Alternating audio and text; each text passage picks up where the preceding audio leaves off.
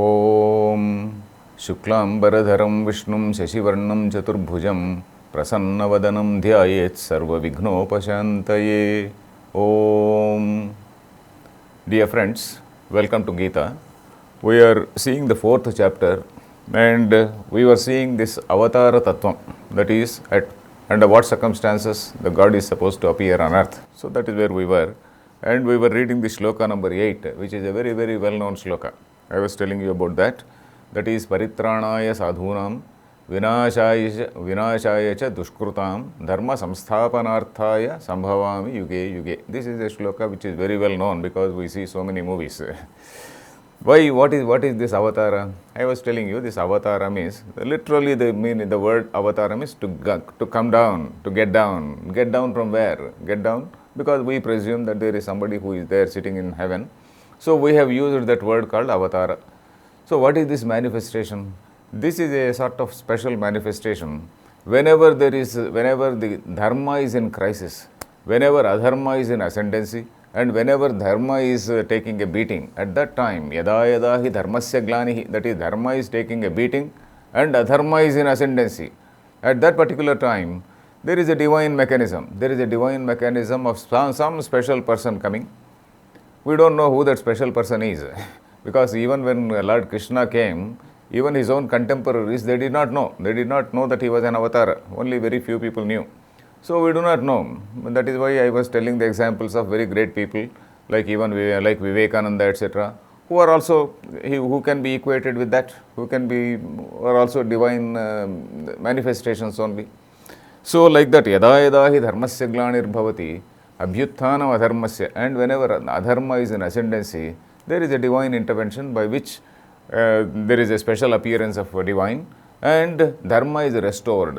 So there is always, we have seen that these three gunas, this sattva, rajas and tamo gunas, they are always competing with one another to dominate. So sattva guna alone cannot be on the top. So sometimes this rajoguna and tamo guna, they go on to the top and then they suppress this sattva guna. And when sattva guna suppresses, then naturally all the good people on earth, they will be crying. That is what we call in Puranas. In Puranas, we tell in a very interesting manner. That is, like all the rishis, munis, etc., they all go and pray before Lord Brahma. Oh, my dear sir, there is a lot of injustice, there is a lot of adharma on earth, you have to come down and restore dharma. And sometimes the Bhudevi, we visualize the whole earth as some goddess. And this goddess Bhudevi with a huge kiritam and all that, she goes and appears before that Brahma, creator Brahma with 4 heads. And she says, oh my dear Lord, there is a lot of adharma on earth, there are so many evil people, you have to somehow restore order. Then Brahma says, no, my job is only to give some boons. So whoever does tapas, I give boons. Then with the help of all those boons and all that, all people like Ravana, Kumbhakarna, etc., whatever it is, all these people, they grow very, very powerful and then they keep harassing all the good people. And then this Bhudevi, this Brahma gives some advice. No, I cannot do. You please go to Lord Vishnu. Then she goes to Vishnu. And that Vishnu is the person who has to take an avatar, because his responsibility is to restore order in the universe. Because we have visualized 3 functions, 3 cosmic functions. That is creation, sustenance and resolution. For creation, etc., this Brahma is responsible. And because he is responsible for that, anybody doing any hard work, Brahma is like the law of nature. We may have a doubt, why should Brahma give boons, and why should again all these people, they behave in a bad manner, and why should again Vishnu come down and then why should he restore order, etc. We may have a doubt. The point is, Brahma, when we say Brahma, that is actually a sort of natural law. Let us visualize Brahma as just a natural law. A very, very bad person, a very evil person, a very evil genius, like we see in movies, he also does a lot of research and then produces something which is very, very evil. So for that evil man also, nature gives the result. And Vishnu, that is the sustenance. Sustenance means that is, it has to maintain order. So there are some other agencies in the universe, there are some other agencies in the society which have to put down that evil man and then they have to restore order. So that is what the function, what we call that particular function, we call it Vishnu. And again, of course, when the whole thing is resolved back, That is what is called Rudra or Shiva, as we say. Brahma, Vishnu and Rudra. These are the three cosmic functions. So that is how this avatar. So that is the reason why in all these avatars, except one avatar of Dakshinamurti, which is supposed to be the avatar of Lord Shiva. Avatar of Lord Shiva, it is also supposed to be a Jnana avatar. Not something to do with evil, etc., etc. That is basically to spread the knowledge. And Vishnu is the man who is somewhat like a universal cop.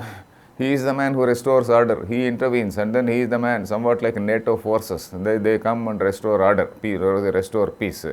So that is what is Dharma Samsthapanarthaya, to re-establish Dharma. And again I say, I come again and again, Yuge, Yuge. So that is what we were seeing. Yuge, Yuge means in every Yuga. Yuga not necessarily refers to a particular period of time.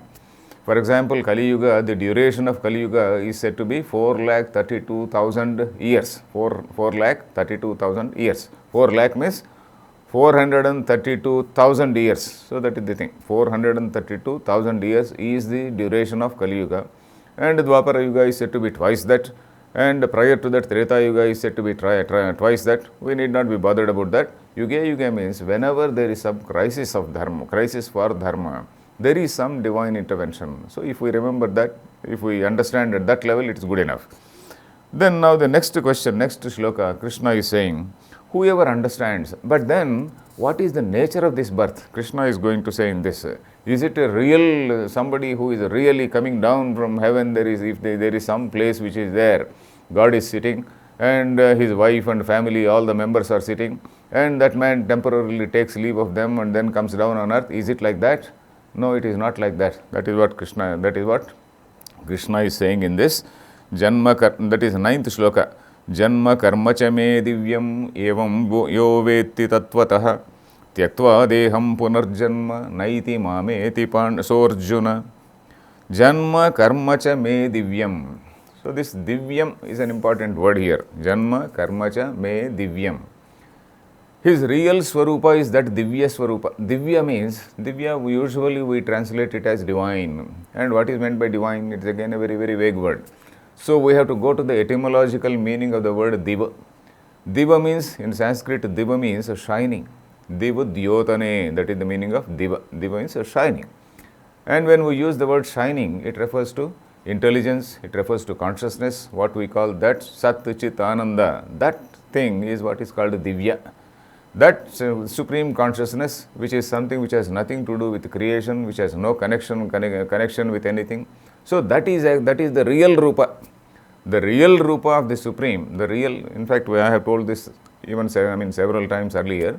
What we define as the Supreme Reality is not a person. It is not a person who is sitting somewhere in heavenly mansion. It is something of the nature of pure consciousness, which is appearing as the whole universe. So that is what he is saying here. Janma karma cha me divyam. Divyam is that supreme thing which is looking as though it is appearing. It is looking as though it is taking a janma. It is karma. It is also doing some karma. Janma means it is avatara. It is manifesting in a special form, and also it is also doing some karma. And what is that karma? That is dharma samsthapana. That is restoring order, putting down the evil. That is dushta shikshana and shishta rakshana. We call it dushta shikshana means punishing the bad and rewarding the good, punishing the evil and rewarding the good. That is shishta rakshana. So this is supposed to be the task of that universal being, that cosmic being as we call. So we visualize, for this purpose, we visualize some sort of cosmic scheme, and that cosmic scheme we tentatively use a particular word and called God or Ishvara, as we say. Ishvara, again, we should not confuse with husband of Parvati. Ishvara is a sort of generic name, let us say.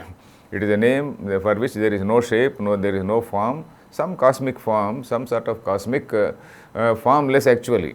It is a sort of cosmic entity or a cosmic being or cosmic intelligence, we can call it. So that is what he is manifesting in this form. So once we know this, a person who knows this, he is really a realized person. He is saying, Krishna is saying, this particular avatara should not be understood as like any other birth. So the birth of all of us is depending on our previous karma. I think I told you earlier, the difference between our birth and avatara is, we have taken a birth according to or as a result of whatever is the previous karma. But in the case of Lord, It is not according to any previous karma or anything, because for God there is no previous karma. It is as though the collective prayers of mankind have addressed. That is like, as I said, Bhudevi going and requesting him, "Oh Lord, come." Then it is a sort of collective prayers of the entire mankind, of all the good people. There is a lot of evil on earth, come and restore. And that is how many poets, they also sing songs. There is a very famous song, Krishna ni begane baro. So, oh Krishna, come down, come down. There is a lot of evil here. And in all civilizations and in all cultures, even in Christianity, they talk about the second coming of Christ. The second coming Christ is going to come in the form of a lion. So that is what they say. With the head of a man, with the body of a lion and head of a man. That is what they describe. So anyway, all civilizations, they have a hope. They have a hope that yes, whenever there is some crisis, there is some big person who is coming and restoring order. So he is saying here that don't think that my birth is somewhat like something which is dependent on karma. It is something which is a mayikam. Mayikam is just an appearance. It's just an appearance. And that function also, it is like that. And in fact, if you know that, you will also realize that your Janma is also due to that particular Maya. Maya, in the sense, it is just a manifestation. Maya does not mean all magic. The word Maya in Vedanta is a very, very tricky term. And whenever we use the term Maya, we should not understand that it is something to do with magic or anything. It is not magic, because it is something inexplicable. In order to explain something, in order to denote something which is inexplicable, we are using the word called Maya, because the supreme reality is of the nature of consciousness, whereas we are seeing a lot of physical world around us. We also feel our own body, we feel all our friends, we feel our relative, we feel our friend, we feel all things. So then how to account for this? So what Vedanta says is that thing is just manifesting as the universe, and we cannot explain how it is. It is something which is inexplicable. In fact, I told you that even modern science is grappling with the same question. What is the degree of reality of this world? The science also is grappling with the same question. So Tyaktva, a person who realizes it, a person who knows it, a person who understands that my birth is not something which is physical in nature, then he is also a realized person. He will also attain me. He will also attain me. Tyaktva deham, that is after the fall of his body, punarjanma naiti, that is, he will not have any rebirth. An ignorant man only will have rebirth. According to our Vedanta, only an ignorant man will go on, move on, rotating in that cycle of samsara, that cycle of transmigration, that cycle of birth and death, birth and death. But a realized person, he breaks off from that cycle of birth and death. Naiti mameti yo sorjuna. Mam yeti means he attains me. That means he realizes me. Then the next shloka also is also like that. He is also saying that yes, how do people, how do jnanis, what exactly is the difference between a jnani and an ajnani? A ajnani is having so many things which are there filled in his mind. That is, a ajnani is having that body consciousness. I am so and so, I am this, I am that, he is my friend, he is my enemy. So he has defined everybody. He has defined everybody, it is like this, it is like this. So he has built up so many friendly relations and hateful relations, all types of relations. So, but a jnani is somebody who rises above all these things. The first thing is by viveka. By viveka means by proper examination of the nature of his own self. By proper examination of his own self, that is the body. What exactly is this body? What is my annamaya kosha? What is my pranamaya kosha? What is my manomaya kosha? He examines all these levels and he realizes that he is something which is above that. He is not this, all this is not my real nature. So all these relations, etc., they appear to be very, very tentative or temporary or something just a tentative, we can say. So that is what Krishna is saying here. How does a jnani do? What does a jnani do? Where jnani is somebody who has removed all these things from his mind. Vita, raga, bhaya, krodha, they say. Vita means vigata. Vigata means all these things have gone away. All these things have disappeared in his case. What? Vita, raga, bhaya, krodha. Raga is what? Raga means attachment. I have an attachment only when I define myself as a limited person. That is, I am this, I am so and so, I belong to this particular community, or I belong to this society, I belong to this, say, country, let us say, and I want this, I want that, I like this, he is my friend, he is my enemy. So that is how I define. So raga, bhaya, krodha, etc., they are all things which are there, filled, totally filled in our mind. And a jnani is a person who totally deletes all these things from his mind. There is a particular delete button in his mind where he deletes all these things from his mind. He may be interacting with people. He may be interacting with people, but he doesn't have that raga, dvesha, bhaya, etc. Bhaya, when does bhayam come? Bhayam comes only when I feel that the other man is my enemy. When I don't feel that the other man is my enemy, there is no fear. So that is what Vedanta says. Vedanta says, dvitiya dvai bhayam. Dvitiyam is only when you see that the other man is different from you, the other man is somebody who is hostile to you, only then you have got that fear. So then, if you don't have that, when you don't have that notion of hostility, when you don't think that he is not different from you, when you think that the same Atma is prevailing or pervading in all the things, not only human beings, but even all the animals, birds, ants, everything, mosquitoes, then you don't have any hatred for anything. Of course, you may snap a mosquito, that's a different thing, but you will not have any hatred to any person. So that is what Krishna is saying in this 10th shloka, that is, Vita raga bhaya krodhaha manmaya mam upashritaha bahavo jnana tapasa puta madbhavamagataha. So he is saying that Vita raga bhaya krodhaha, as I said, Vigatam is Vigata, Vigatam is gone away. Or what? Raga, bhaya, krodha. Raga means attachment, bhaya means fear, krodha means anger. So all these things come when I have defined myself, or rather when I have defined the whole world or people in terms of friendly to me or hostile to me or somebody who is frightening me or threatening me, from somebody from whom I face threat. So then only my mind is filled with raga, bhaya and krodha. So these are the people who have gone beyond that. Jnanis are the people who have gone beyond that. And manmayaha, manmaya is what? Mat means mind. Manmaya means filled with me.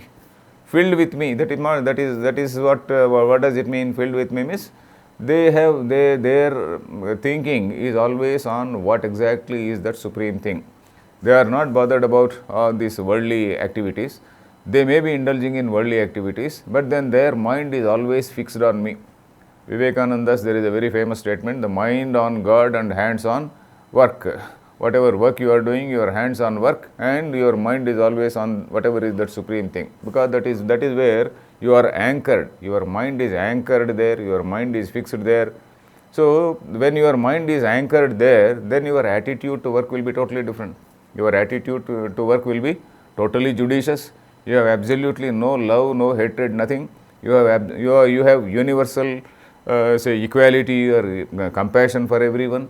So that is how the work also becomes a worship. Work again becomes a sort of offering to God, what we have seen in that Karma Yoga chapter. So Vitaraga bhaya krodhaha manmayaha mam upashritaha. Mam upashritaha means, again, these are the people who are dependent on him. Upashrayanam. Ashrayanam is what? Ashraya is, I take shelter on somebody. I go and I seek, or rather I say that yes, you are the supreme, I am guided by you. That is, I am guided by somebody. I am guided by one supreme being. I understand what exactly is that supreme thing, and I am guided by that thing, and I am willing to be guided by that thing. That is what is called ashrayanam, upashrayanam. Mam upashritaha. And many people, bahavaha, jnana tapasa. Jnana tapasa. He is using a word called jnana tapas. We know that there is something called tapas. Usually by tapas, what do you mean? What do we think?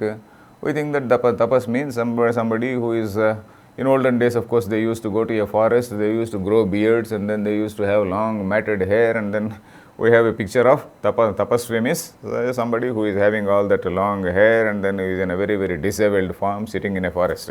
But now, of course, there are no forests, we don't go to forests. We may be sitting in a room and doing some meditation. So that jnana tapas, what is this jnana tapas means? Jnanam eva tapaha. That is, jnana itself is the tapas.